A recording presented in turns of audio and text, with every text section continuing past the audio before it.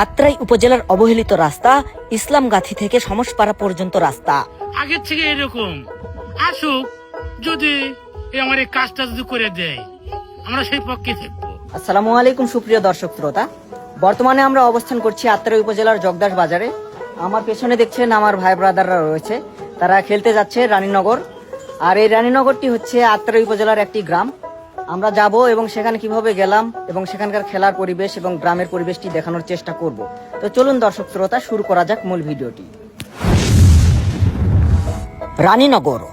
রানীনগর গ্রামটি নওগাঁ জেলার আত্রাই উপজেলার বিশা ইউনিয়নের অন্তর্গত আত্রাই উপজেলা থেকে প্রায় 8 কিলোমিটার পূর্ব দক্ষিণ দিকে অবস্থিত একটি গ্রাম।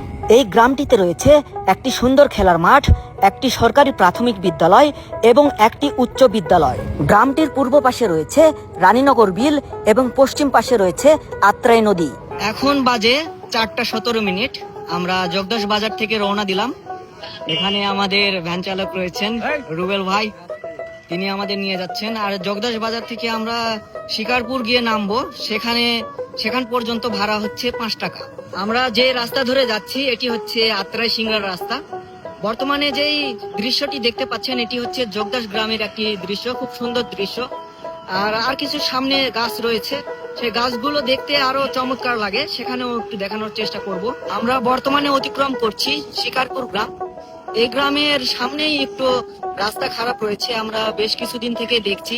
এখানে হালকা পানি হলেই এখানে যে দেখছেন যে পানি জমে থাকে, আর অনেক সময় এখানে যানবাহন চলার সময় অনেক অসুবিধায় পড়তে হয়। তো বিশেষ কর্তৃপক্ষের কাছে দৃষ্টি আকর্ষণ করব, এই জায়গাটি আপনারা মেরামত করার চেষ্টা করবেন। খুব চমৎকার পরিবেশ আমরা অতিক্রম করছি, দেখছি রাস্তার দুই ধারে গাছ। আর আমরা যে রাস্তা ধরে যাচ্ছি এটি হচ্ছে আত্রাই সিংড়া সড়ক। এই আত্রাই সিংড়া এই সড়কের দুই পাশে এরকম সুন্দর সুন্দর গাছ রয়েছে, সবুজ গাছ, দেখতে খুব ভালোই লাগে। তো আমরা চলে এসেছি শিকারপুর, যেখানে রয়েছে শিকারপুর শ্রীধর গুন্নয় খেয়াঘাট। আমরা এখানে নামবো এবং খেয়াঘাটটি পার হব।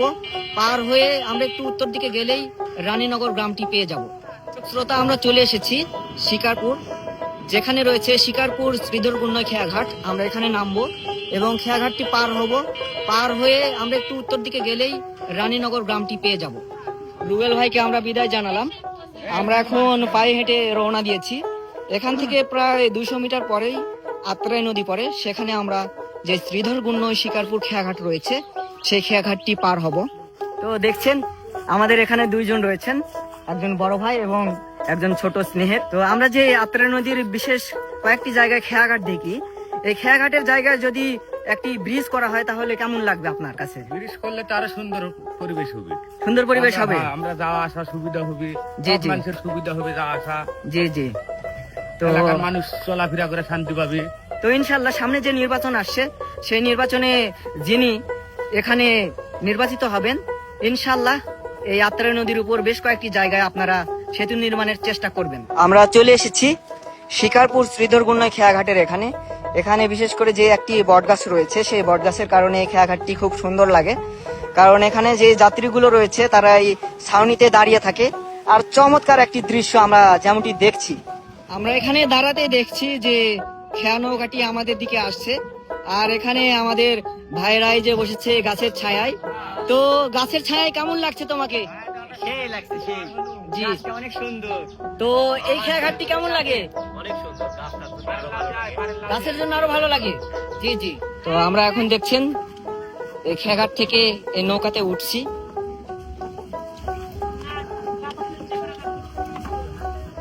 এখানে যেমনটি দেখছি এটা হচ্ছে মেশিনের মাধ্যমে চালিত একটি নৌকা। বাবু, তোমার নাম কি? বাসা কোথায়? শ্রীধর গুন্নয়। জি, ভালো আছেন চাচা? আলহামদুলিল্লাহ। তো এই খেয়াঘাটে কতদিন থেকে আপনি আছেন? আমার 28 বছর পুরো। 28 বছর হলো? মরতে 2 বছর গ্যাপ, 28 বছর পুরো। জি। এই খেয়াঘাটে পারাপার করতে কত টাকা করে নেন জন প্রতি? 5 টাকা। আর মোটর সাইকেল কত নেন? 10 টাকা। ভ্যান কত নেন? 10 টাকা। 10 টাকা। জি, আপনার নাম? আমার নাম মোহাম্মদ হাবিবুর রহমান।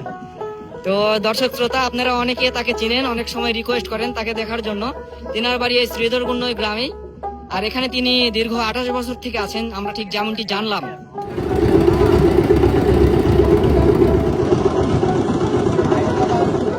দর্শক শ্রোতা, আমরা এখন খেলাঘাট থেকে নামলাম।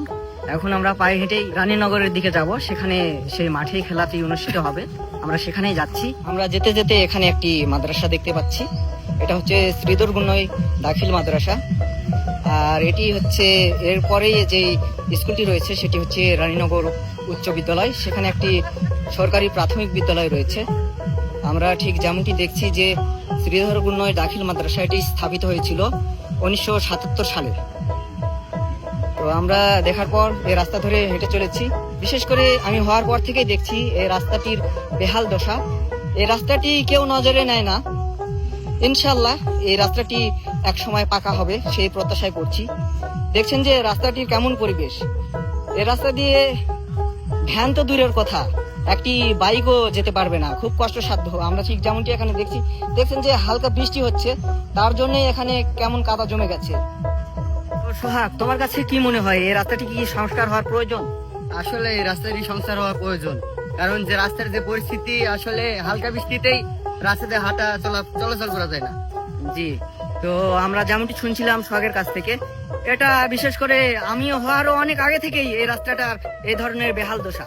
যথাযথ কর্তৃপক্ষ দৃষ্টি আকর্ষণ করছি, এই রাস্তাটি দ্রুত সংস্কার করবেন। আপনাদের এই রাস্তাটি দেখছি বেহাল দশা, এটা কি আগে থেকে এরকম?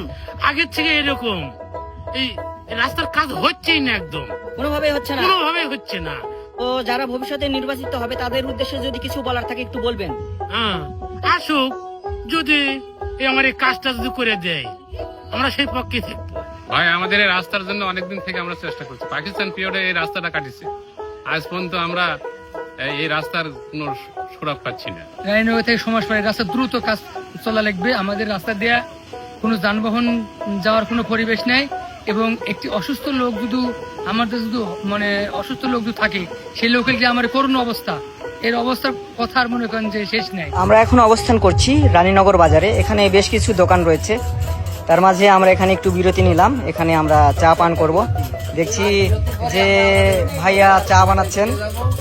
আসসালামু আলাইকুম। ওয়ালাইকুম আসসালাম। ভালো আছেন? হ্যাঁ, আলহামদুলিল্লাহ ভালো। তো আমরা বর্তমানে যে গ্রামে অবস্থান করছি, এই গ্রামের নামটা একটু বলবেন? রানীনগর। এটা কোন ইউনিয়নের মধ্যে পড়ে? বিশ্ব ইউনিয়ন। তো আমরা যে আস্তে আস্তে যে রাস্তাটি দেখলাম, এই রাস্তা কি সংস্কার হওয়া প্রয়োজন? অবশ্যই প্রয়োজন, আমরা অনেক অপেক্ষায় আছি এই রাস্তাটা সংস্কারের জন্য। সংস্কারের জন্য যে কত দূর থেকে কত দূর পর্যন্ত সংস্কার হওয়া প্রয়োজন বলে মনে করছেন? আমরা ইসলামবাদী থেকে সমাজপাড়া পর্যন্ত সংস্কার হওয়া খুবই প্রয়োজন। জি, আপনাদের যে শ্রীধর গুন্নয়ের হচ্ছে রানীনগর রয়েছে, এই দুই গ্রাম মিলে কতজন লোক বসবাস করে তাও? রায়নগরে মোটামুটি 1005 জন। জি জি। আর সিদ্ধরাগুন এটা আমি সঠিক বলতে পারবো না, তাও এরকম 35-36 এরকম হবে। হ্যাঁ। তো আপনার নাম কি চাচা? আমার নাম আবু সালেম মোহাম্মদ হাবিবুর রহমান। জি, তো দর্শক শ্রোতা, আমরা ঠিক যেমনটি জানলাম, এটি হচ্ছে আত্রাই উপজেলার বিশা ইউনিয়নের একটি গ্রাম। আর এর রাস্তার যে বেহাল দশা আমি আস্তে আস্তে দেখলাম। যথাযথ কর্তৃপক্ষের কাছে দৃষ্টি আকর্ষণ করব, তারা যেন দ্রুত এই রাস্তাটি সংস্কার করেন। দর্শক শ্রোতা, আমি এখন দাঁড়িয়ে আছি, আমার পেছনে দেখছেন রানীনগর দ্বিমুখী উচ্চ বিদ্যালয়। আমার এই সাইডে যেই বিদ্যালয়টি রয়েছে সেটি হচ্ছে রানীনগর সরকারি প্রাথমিক বিদ্যালয়, যেটি দেশভাগের পরপর 1947 সালে নির্মাণ করা হয়েছিল। এবং আমার যে বাম পাশে যেই বিদ্যালয়টি দেখতে পাচ্ছেন, এটি হচ্ছে রানীনগর উচ্চ বিদ্যালয়, যেটি 1974 সাল অর্থাৎ স্বাধীনতার পরপর নির্মাণ করা হয়েছিল। দর্শক শ্রোতা, আমরা এখন যাচ্ছি রানীনগর গ্রামের পূর্ব পাশে একটি সুন্দর বিল রয়েছে, যেই বিলে বছরে 2 বার ধান চাষ করা হয়, এবং সেই ধানগুলো এখানকার কৃষকেরা গলায় তুলেন।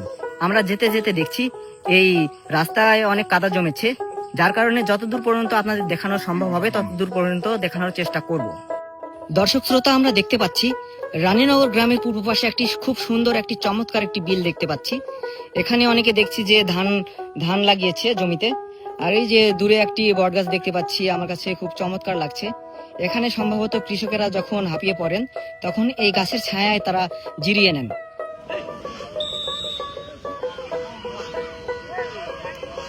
এখন 5:30 বেজে গেছে, খেলা শুরু হয়ে গেছে। আমরা বর্তমানে অবস্থান করছি নওগাঁ জেলার আত্রাই উপজেলার রানীনগর গ্রামে। এটা হচ্ছে বিশা ইউনিয়নের মধ্যে পড়ে।